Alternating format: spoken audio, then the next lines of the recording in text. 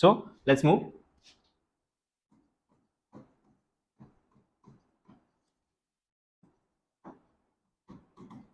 Open ended questions in narration. How can we make it? How can we translate from the direct to indirect speech? कैसे हम narration में direct से indirect में कैसे करेंगे translate? सो ये बहुत ही आसान है अगर आपने क्लोज एंडेड को समझा है और अफर्मेटिव को समझा है. दो रिपोर्टेड वर्ब हमें पता है, रिपोर्टेड स्पीच हमें पता है. बस यहां पर बता सकते हैं क्या चीजें जो है हमें ज्यादा ध्यान देनी होगी. अगर आपने दो को सीखा है तो क्या चीजें अलग हो सकती हैं इसमें, बताइए. क्या चीजें मीन्स हमें ध्यान देने की जरूरत है इसमें. Okay okay okay. What do you think about the conjunction? Will it be the same here? क्या लगता है आपको यहाँ पे सेम रहेगा? No, absolutely not. पता है क्यों? क्योंकि क्लोज एंडेड था तो डिफरेंट कंजंक्शन है, अफर्मेटिव था तो डिफरेंट कंजंक्शन है, तो डेफिनेट है कि ओपन एंडेड में भी डिफरेंट होगा. चलिए अब देखते हैं, सबसे पहले एक वाक्य देखते हैं फिर आगे बढ़ेंगे.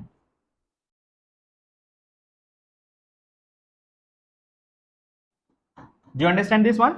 Okay. So in this sentence, which one is the reported verb? Said to. Said to is a reported verb. अब तो हम आसानी से ढूंढ सकते हैं reported verb. Reported speech क्या है? When will you come? इसका पता हमने कैसे लगाया कि ये reported verb हमारा open ended है? कैसे पता लगा? Because of the WS family, because of the interrogative words. क्योंकि जो क्वेश्चंस बन रहे हैं वो WS फैमिली की मदद से बन रहे हैं और ये इंटरोगेटिव वर्ड भी कह सकते हो ग्रामर में, जो कि प्रश्न बना रहा है आपका, और ये ओपन तरीके से आंसर्स देने वाले प्रश्न है. Okay, now it's time to change into indirect speech. ये तो सबसे आसान है, मुझे लगता है कि इसमें आपको कोई कंफ्यूजन नहीं होने वाली है. ये अभी तक का सबसे आसान कॉन्सेप्ट होगा आपका नरेशन में. Let's change it now. Ram. अभी जो सेट टू है ये आपको पता है reported verb appropriate accordingly change होता है जैसे रिपोर्टेड स्पीच है उसके आधार पे. तो रिपोर्टेड स्पीच क्या कहता है? When will you come. तो ये क्वेश्चन पूछा उसमें, तो सिंपल है कि सेट टू किस में बदल जाएगा, फिर आस्क में बदल जाएगा. राम आस्क्ड श्याम. अब इन्वर्टेड कॉमा हटेगा तो हमें क्या चाहिए? कंजंक्शन. चलिए अब यहां पे कंजंक्शन दैट नहीं आने वाला है, यहां पे कंजंक्शन इफ या वेदर नहीं आने वाला है, तो फिर क्या आएगा, है ना. तो देखो ये मैंने क्यों कहा आसान है, तो देखो किस लिए. क्योंकि जो ग्रामर में डब्ल्यू इज फैमिली होते हैं वो भी आगे आने वाले टाइम पे देखोगे वो कंजंक्शन अपने आप में बन जाते हैं. इसका मतलब यहां पर W is family he conjunction का रोल प्ले करने लगेगा. और आपको पता है कि डब्ल्यू इज फैमिली जो क्वेश्चन बनाता है, तो क्वेश्चन बनाने की सबसे मेन चीज क्या होती है? क्वेश्चन जब हम फॉर्म करते हैं तो सबसे मेन पार्ट क्या होता है क्वेश्चन बनाने में? Helping verb. एग्जैक्टली. जब भी कभी हम क्लोज एंडेड भी बनाते हैं तो हेल्पिंग वर्ब बाहर निकालते हैं. ओपन एंडेड भी क्वेश्चन बनाएंगे तो डब्ल्यू फैमिली के साथ क्या चाहिए? हेल्पिंग वर्ब चाहिए. तो यहां पर जब ये कंजंक्शन बनेगा तो इसे हेल्पिंग वर्ब नहीं मिलेगी. तो अब हमने इन्वर्टेड कॉमा हटाया और व्हेन को क्या बना दिया? कंजंक्शन. अब हम बाकी अकॉर्डिंगली रूल बना देंगे. चलो अब ये हमारा है सब्जेक्ट, क्या है हमारा? सेकंड पर्सन है यू. तो you according to the object. Object क्या है? श्याम. तो श्याम के अकॉर्डिंगली क्या हो जाएगा? ही. अब विल है तो किस में कन्वर्ट हो जाएगा? वुड. और कम है तो कम ही रहेगा. ये हमारा सेंटेंस हो गया डन. अब जल्दी से बताओ ये आसान था या डिफिकल्ट? आसान है, सबसे आसान है.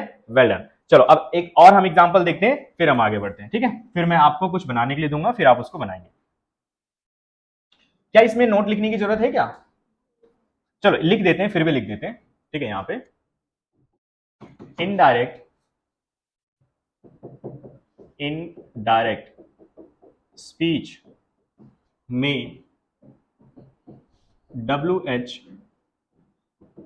फैमिली ही कंजंक्शन का रोल प्ले करते हैं. Yes, is it? अब आपको समझ में आ रहा है? चलिए, हालांकि ये लिखने की जरूरत नहीं थी बट फिर भी इसलिए लिख दिया गया ताकि आपको फ्यूचर में रेफरेंस मिले और आप जब भी पढ़े तो आपको आसानी से समझ में आ जाए, ठीक है. सो जब भी आप चेंज करते हो डायरेक्ट से इनडायरेक्ट स्पीच में, अगर सेंटेंस आपका ओपन एंडेड होता है तो उसमें ओपन एंडेड यानी जो डब्ल्यू फैमिली है वो खुद ब खुद कंजंक्शन का रोल प्ले करेगा. Getting it? चलो अब हम नेक्स्ट एग्जाम्पल की तरफ आगे बढ़ते हैं, देखते हैं, ठीक है.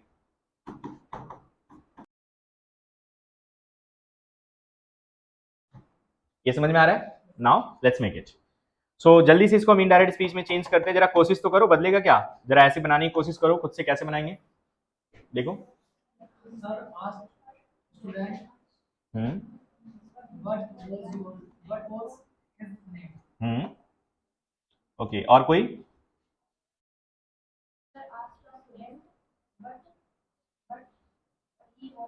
हम्म okay okay okay, now let's, चलो देखते हैं। So first of all sir, अब ये सेट तो रिपोर्टेड वर्ब है, ये चेंज हो जाएगी किसमें, आस्क में, क्योंकि यहाँ पे प्रश्न पूछा जा रहा है ना। Sir asked, what sir asked, क्या, सर आस्क्ड अ स्टूडेंट, ठीक है, इन्वर्टेड कॉमा हटा और खुद ब खुद डब्ल्यूज फैमिली क्या बन गया, conjunction. Sir asked a student what, अब आपको पता है इज एम आ रहा है तो ये किस में कन्वर्ट हो जाएगा, वॉज वर्ब में कन्वर्ट हो जाएगा। अब इस वाक्य में जल्दी से बताओ सब्जेक्ट क्या है, क्विकली, योर नेम, यहां पे पूरा सब्जेक्ट योर नेम है, ठीक है। जैसे मैंने बोला ना व्हाट इज दिस, मैंने ऐसे बोला व्हाट इज दिस, तो इसका मतलब क्या हो गया, यह क्या है, तो दिस क्या हो गया, सब्जेक्ट। तो इसी तरीके से हमने बोला व्हाट इज योर नेम, इसका मतलब क्या हो गया, आपका नाम क्या है। अब हम योर नेम को चेंज करेंगे, तो योर नेम में तो आपको पता है ना योर बदल जाएगा, योर क्या है, सेकंड पर्सन है, और सेकंड पर्सन का कौन सा वाला प्रोनाउन है, ये पजेसिव प्रोनाउन। तो सेकंड प्रोनाउन, सेकंड पर्सन किसके अकॉर्डिंग चेंज होता है, ऑब्जेक्ट के अकॉर्डिंग। ऑब्जेक्ट क्या है, स्टूडेंट। अब स्टूडेंट तो पर्सन है तो या तो ही होगा या फिर सी होगा। अब बताओ ही और सी का पजेसिव केस क्या होगा, हिज या हर। तो व्हाट हिज या हर, नेम और इज एमआर का क्या बन जाएगा, वाज। क्या समझ आ गया, what his slash her name was. तो यहां पर हिज और हर क्यों आया, क्योंकि ये भी आपका कौन सा प्रोनाउन है, जल्दी बताओ, ये भी कौन सा है, पजेसिव। और यहां पर भी ये वाला योर क्या था, ये भी क्या था, पजेसिव। तो हम अगर देखते हैं प्रोनाउन पजेसिव है तो इनडायरेक्ट में भी पजेसिव लिखना होगा, अगर ऑब्जेक्टिव प्रोनाउन है तो इनडायरेक्ट में भी ऑब्जेक्टिव लिखना होगा, अगर सब्जेक्टिव है तो इसमें भी सब्जेक्टिव प्रोनाउन लगाना होगा। गेटिंग, जल्दी से अभी से नोट डाउन कर लो quickly. Have you done? Yes, sir. Okay, now listen to everyone here. Just see. I have written a sentence on the board, and now this time I am not giving you the sentence on the basis of affirmative, interrogative, or open-ended.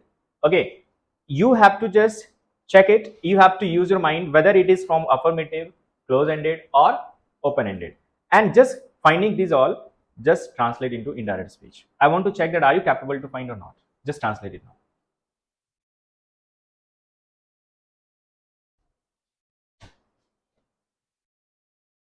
Teacher said to student 2 plus 2 is equal to 4. You made it? Just speak now. Teacher said to the student 2 plus 2 is equal to 4. In direct speech, teacher told the student that 2 plus 2 is equal to 4. Means will it be the same? Yes, sir, because it is scientific. Okay.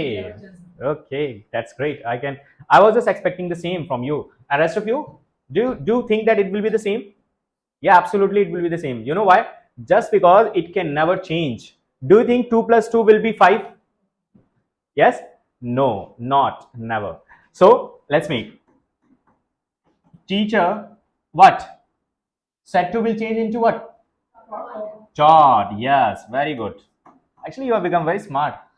Teacher taught these students,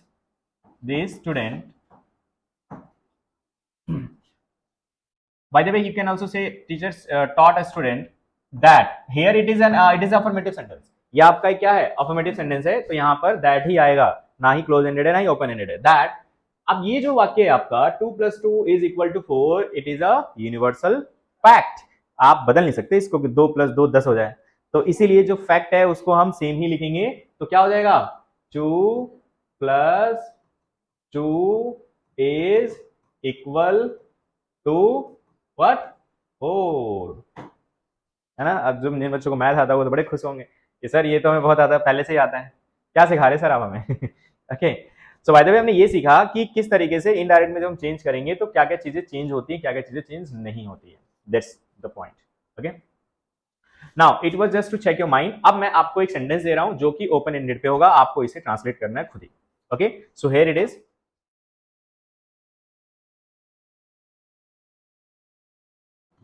Yes, now change it. Say now, just check it. So reported verb is set to, so we can change Aman what, asked Anjali. Getting? Is it a yes or no? Yes, Aman asked Anjali. Inverted comma हटेगा, where बन जाएगा आपका खुद ही conjunction। where present indefinite है बनेगा past indefinite में, you है second person according to object, तो क्या हो जाएगा सी। और लीव की second form lived, where she lived. So this is your answer. Yes. सो अब तक का सबसे आसान क्या था? Open ended. ऐसा लगा कि धीरे धीरे और आसान होता चला जा रहा है ना। क्लोज एंडेड भी आसान था, अब ओपन एंडेड और आसान हो गया। तो इसी तरीके से आपका इंपेरेटिव भी क्या होगा? आसान होगा, इससे भी ज्यादा आसान है इंपेरेटिव। क्या उसे भी सीख ली क्या अभी हम? Can be learn? Yes sure. चलिए देखते हैं। Imperative is very easy, very very easy. देखो इसमें करना क्या है, ध्यान से देखो। अगर मैं यहां पर एक इंपेरेटिव सेंटेंस, इंपेरेटिव मींस जो रिपोर्टेड स्पीच है आपका वो इंपेरेटिव है। Yes. Aman said to Anjali talk to me, ठीक है। इज इट इंपेरेटिव और not? Okay, first of all let me ask you what is an imperative sentence. क्या होता है इंपेरेटिव? जल्दी बताओ। इंपेरेटिव में क्या क्या चीजें होती है, हम क्या क्या चीजें देखते हैं? There is no subject. Okay okay, actually it is a hidden subject. Okay, but असल में इसमें होता क्या है, क्या मेन चीजें होती है? Yes absolutely. इंपेरेटिव मींस, चलो यहां पे टाइटल दे देते हैं हम, इंपेरेटिव सेंटेंस। हम इसमें क्या देते हैं, क्या होता है इसमें? ऑर्डर, और क्या होता है जल्दी बताओ? Suggestion, request. Very good. Mostly ये जो तीन चीजें हैं वो ज्यादातर देखने को मिलती है। या तो किसी को आप ऑर्डर देते हो, किसी को सजेशन देते हो, या किसी से किसी चीज का रिक्वेस्ट करते हो, यही होता है। Well done. अब देखो बनाना कितना आसान है, इतना आसान है आप कहेंगे सर ये क्या है। ठीक है, देखो अमन सेड टू अंजलि, ठीक है, ये हमारा क्या है? रिपोर्टेड वर्ब है। अब बताओ रिपोर्टेड जो वर्ब है सेड टू है वो किसके अकॉर्डिंग चेंज होता है? रिपोर्टेड स्पीच के अकॉर्डिंग। उसको पढ़ा जाता है, फिर देखा जाता है कि अप्रोप्रिएट वर्ब क्या है। तो अब यहां पर मुझे बताओ अमन आस्क्ड अंजलि होगा क्या? ध्यान से देखो, क्या इसने पूछा अंजलि से बात करने के लिए? बताओ इस वाक्य को पढ़ के क्या लग रहा है? हाँ, रिक्वेस्ट है। किसी से कोई बात करने के लिए ऑर्डर थोड़ी देगा, बात करो मुझसे, ये कैसे हो सकता है? किसी से कोई रिक्वेस्ट ही तो कर सकता है। तो इसका मतलब ये है कि जो ये आपका सेट टू है, ध्यान से समझना, ये जो आपका सेट टू है ये किस में चेंज हो सकता है? ये ऑर्डर, सजेशन और रिक्वेस्ट, जहां पे जो कंडीशन अप्लाई होगी उसी में चेंज होगा। यानी ये आपका ऑर्डर्ड में भी चेंज हो सकता है, ये आपका सजेस्टेड में भी चेंज हो सकता है, और ये आपका रिक्वेस्टेड में भी चेंज हो सकता है। Getting? So let's make it. So यहां से ये जो है आपका आस्क हटेगा, यहां क्या आ जाएगा? रिक्वेस्टेड। क्योंकि अमन बेचारे ने अंजलि से रिक्वेस्ट किया कि क्या करे, वो बात करे। अब इन्वर्टेड कॉमा हटेगा। अब जल्दी से बताओ इंपेरेटिव सेंटेंस क्या प्रश्न होता है? नहीं। क्या नेगेटिव होता है? नहीं। ये असल में एक सकारात्मक वाक्य ही तो हुआ। अब इंपेरेटिव क्या है? एक तरीके से सकारात्मक वाक्य, अफर्मेटिव का ही पार्ट है, बस इसमें ऑर्डर दिया जा रहा है। तो इन वाक्यों में भी जो कंजंक्शन है वो क्या होगा? दैट होगा। क्योंकि जितने भी आपके सेंटेंसेस जो अफर्मेटिव हैं, जो प्रश्न नहीं है, ना नेगेटिव है, उन सब के साथ क्या आएगा?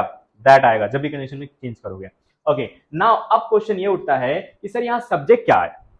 तो चलो अब मैं आपसे बताता हूं। सामने वाला, और जब भी कोई किसी को ऑर्डर देता है, रिक्वेस्ट करता है, सजेशन देता है, तो किसको देता है? सेकंड पर्सन को। सेकंड पर्सन को मैंने आपसे कहा खड़े हो जाओ, आप बात करो, मैं ही बोलूंगा।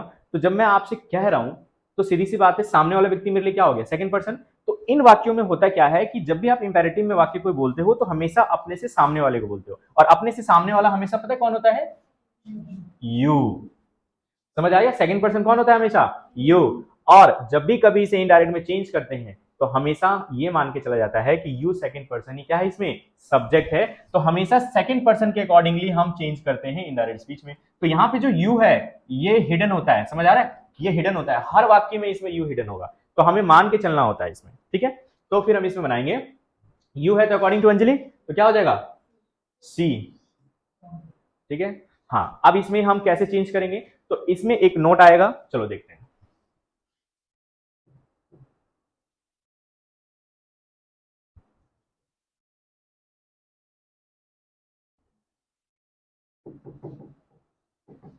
इनडायरेक्ट स्पीच में इंपैरेटिव सेंटेंस को शुड से बनाते हैं। क्या समझ पाया? इसको हम किसकी मदद से बनाएंगे? शुड की मदद से बनाएंगे। ठीक है, हम इसमें शुड, हम जो है शुड मॉडल की मदद से हम इसको बनाते हैं। तो कैसे बनेगा? शी। अब यहां पर हम क्या लगा देंगे? शुड। इसमें हर वाक्य में शुड आता है। She should. टॉक का क्या रह जाएगा? टॉक ही रह जाएगा। टू का टू रहेगा। मी तो हमारा फर्स्ट पर्सन है, तो first person according to subject. अमन ही है, तो ही का क्या हो जाएगा? हिम। ये ऑब्जेक्टिव प्रोनाउन है मी, तो ही का भी तो हिम ऑब्जेक्टिव ही आएगा, है ना? तो बस इसमें दो बातें ध्यान रखनी है कि जब भी कभी आप इसे इनडायरेक्ट में चेंज करोगे तो हमेशा शुड से बनेगा। दूसरा चीज, इसमें यू हिडन सब्जेक्ट मान लिया जाता है, तो हमेशा सेकंड पर्सन के अकॉर्डिंग ही हमेशा उसमें चेंज होता है। Getting it now? Just note it down.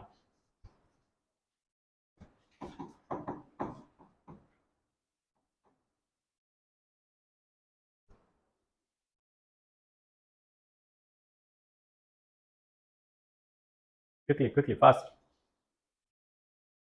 चलो इसको मैं जब सेंड कर दूंगा लिख लेना बाद में, ठीक है? Now let me tell you more. Okay चलो हम आगे बढ़ते हैं, देखते हैं। अब मैं एक और वाक्य लिखता हूं, इसको देखते हैं।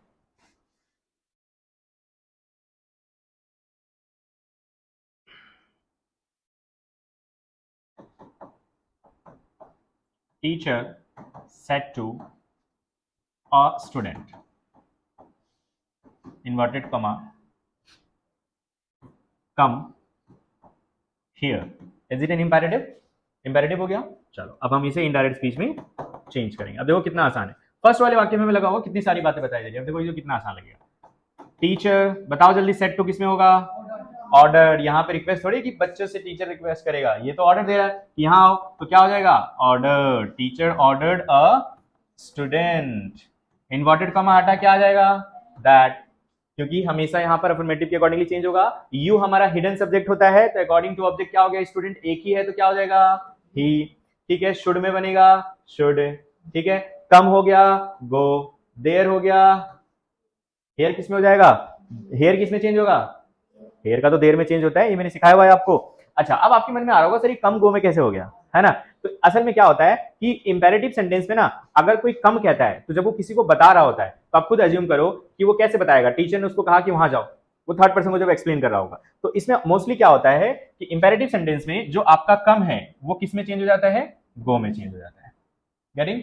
ये ज्यादातर इस केस में होता है। ठीक है, इसको मैं यहां लिख देता हूं, कम गो में मोस्टली चेंज होगा आपका। ठीक है, अच्छा अब इसमें एक जो बात है वो काफी इंपॉर्टेंट है, ये जानना जरूरी है, हालांकि आपके लिए काफी एडवांस है और सीखना भी जरूरी है। देखो इन वाक्यों को हम शुड से तो बनाते हैं, लेकिन एक और तरीका है इसको इनडायरेक्ट स्पीच में बदलने का, जो कि सबसे आसान है। देखो क्या, हम इसको भी चेंज करेंगे, इसको भी चेंज करेंगे। तो दूसरा तरीका जो है इनडायरेक्ट स्पीच में चेंज करने का वही है कि अमन रिक्वेस्टेड क्या? अंजलि दैट। अब देखो यहां दैट आएगा, that she should talk to him. तो इसके बाद हमारा वाक्य क्या है? Talk to me. तो यहां पर हम दैट लगाते हैं, फिर हम यू के अकॉर्डिंगली चेंज करते हैं। आपको ये सब कुछ करने की जरूरत नहीं है, सिंपल इस इन्वर्टेड कॉमा को हटाएंगे, टू लगा देंगे और सीधा आप लगा देंगे टू टॉक टू मी। किसमें होगा चेंज? हिम। बस इसी से बन जाएगा। ये टू की मदद से भी सेंटेंस जुड़ जाता है। That's a different part. Means Aman requested Anjali to talk to him. This is the second way of making imperative sentence. ठीक है, ये समझ आ रहा है आपको? नाउ अब मैं यहां पर इसी वाक्य को दूसरे तरीके से यहां बना रहा हूं, जो इस वाक्य को आपने देखा, teacher ordered a student that he should go there. तो अब ये तो आप आसानी से बना सकते हैं। देखो कैसे, आप कैसे बनाओगे? टीचर ऑर्डर्ड अ स्टूडेंट, बता जल्दी, दैट नहीं लगेगा, सीधे क्या लगा देंगे? टू। और गो का क्या हो जाएगा? कम। और हेयर का क्या हो जाएगा? बस बन गया टू, सॉरी यहां पे गो होगा ना, टू गो। बताओ ये आसान है या नहीं? दूसरा वाला ज्यादा आसान है। दूसरे वाले वाक्य में कुछ नहीं करना है, सीधा टू लगाकर जोड़ देना है उस वाक्य को। ठीक है, so these are two ways to make in imperative, just note it.